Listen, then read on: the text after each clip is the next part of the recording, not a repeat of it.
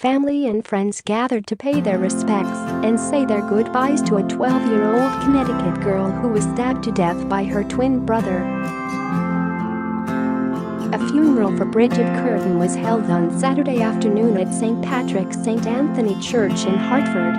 A private burial followed. Police say they responded to the girl's home in wealthy West Hartford neighborhood on December 17 when her mother, JaneMarie Murphy, called 911 to report that she and her daughter had been stabbed by her son. Brigid died and her mother was critically wounded but survived.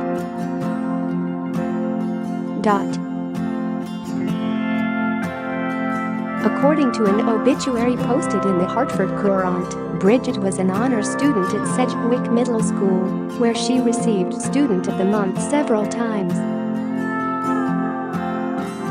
The obituary also states that the 7th grader played the saxophone in the school band, was a member of Sedgwick's vocal choir, and was in the school's volleyball, soccer, and fitness clubs when not competing.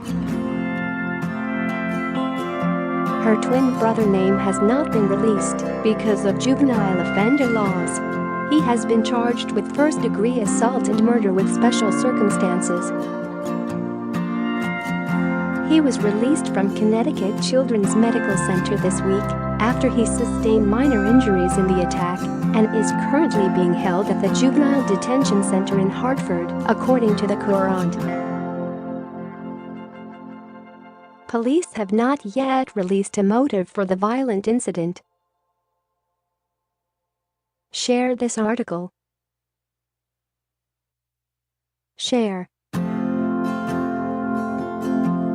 Judicial officials and attorneys have been struggling to determine where the boy, one of the youngest murder defendants in Connecticut history, should be placed, as the Juvenile Detention Center is not considered to be a long-term solution, the Courant reports. The case will be tried in juvenile court and kept sealed because of his age. According to Deputy Chief State's Attorney Kevin Lawler, the maximum punishment for a person 14 or younger would be 30 months of probation supervision with or without residential placement, minus any time spent in pretrial detention. After the boy serves his juvenile sentence, the state could ask a judge to commit him to the state's Children's Psychiatric Center if he is considered a danger to himself or to others. Should that happen, he could be held in a psychiatric facility until he is 20 years old. Speaking about this particular case, a state juvenile official told the Courant, coming up with an appropriate response to a young child charged with a serious crime such as murder presents a difficult challenge for the court because it is uncommon and because the court has to determine the needs of the child and at the same time balance the need to protect public safety. The maximum punishment for juvenile offenders under the age of 14 was knocked down to 30 months from a previous limit of 48 months when a series of new laws went into effect on July 1 of this year. Those laws have limited the options state courts have available when determining the best course of action with the boy's case. Prior to July 1, the court would have had the option to commit the boy to the Department of Children and Families for placement in a residential treatment facility, including the Connecticut Juvenile Training School (CJTS) for boys. However, that school was closed under the new laws, and the state now does not have a secure facility designated for the treatment of serious juvenile offenders. Sources familiar with the juvenile system told the Courant that the state is looking into alternative plans for serious juvenile offenders. The judicial branch does have treatment programs and services for delinquents who require secure housing within the two state-operated juvenile detention centers, but the capacity of those programs is limited at a total of 24, and there is a substantial waiting list. Judicial Department spokeswoman Melissa Farley told the Courant this week the judicial branch continues to work toward contracting for smaller contracted secure facilities in the community, which will reduce reliance on the detention centers. In addition, the judicial branch has awarded contracts for 2 staffed secure facilities with a total capacity of 20 beds, which began taking clients at the beginning of the month.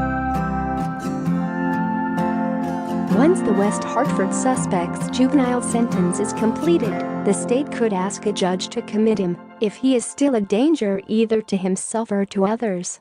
Under that scenario, he could be placed in a psychiatric facility until he is 20, sources said. Juvenile defenders who are diagnosed with mental health issues can be sent for evaluation and treatment at a state psychiatric center for children, the Solnit South Campus in Middletown. The Courant reports 6 residents attempted suicide at the state-run Children's Psychiatric Center between November 2017 and March 2018. Both state officials and the boy's attorney, Trent Lalima of the Hubert J. Santos law firm, have declined to comment on the suspect's current location. His parents, mother JaneMarie Murphy and father Timothy Curtin, are being represented by Hartford attorney John Droney, who also declined to comment on Thursday. Murphy, a 56-year-old government lobbyist, is still recovering from multiple wounds at St. Francis Hospital and Medical Center. Authorities have released very little information regarding the incident and denied media requests for the 911 tape. Blood stains were seen in the driveway, and the garage's police spent 2 days gathering evidence from the 2-story home on Stoner Drive that had been decorated for Christmas.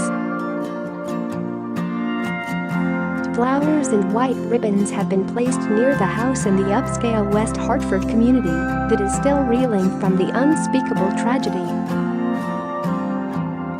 A vigil for Brigid was held last week at St. Patrick's St. Anthony Church, where the young girl used to attend services with her family. Father Tom Gallagher sent an email informing parishioners that a prayer and healing service would be held for the Murphy Curtin family. The priest hailed the Murphy Curtins as a wonderful family and said Brigid and her brother were baptized at the church, had their first communion there, and were involved in the parish's religious programs. Gallagher remembered Brigid as a kind, delightful young girl to the Hartford Courant. Students at Sedgwick Middle School honored Brigid's memory last week by wearing shirts in her favorite color, blue, and drawing blue hearts on their hands and arms. This is truly an unspeakable tragedy, spokesman Kirsty said at a news conference on December 18. West Hartford Mayor Sherry Cantor released the following statement on behalf of the Murphy Curtin family to PIX11. Our family, friends, and community are all suffering tonight. We are all enduring a very painful and unimaginable loss. Our family will never be the same. Our daughter was a beautiful child, and we will remember forever her smile, laughter, and remember her for the way she loved and lived. We thank you all for your condolences and prayers, the statement said. Please understand that this loss is not contained to our family. Our children attended West Hartford schools and have so many friends that are hurting tonight as well. West Hartford is a strong community, it added. According to Murphy's biography on her employer's website, the mother is an expert in state and municipal government and public interest negotiations. She formerly worked as a legislative assistant to the state Senate Majority Office and senior legislative aide to the Senate President pro tempore of the Connecticut General Assembly.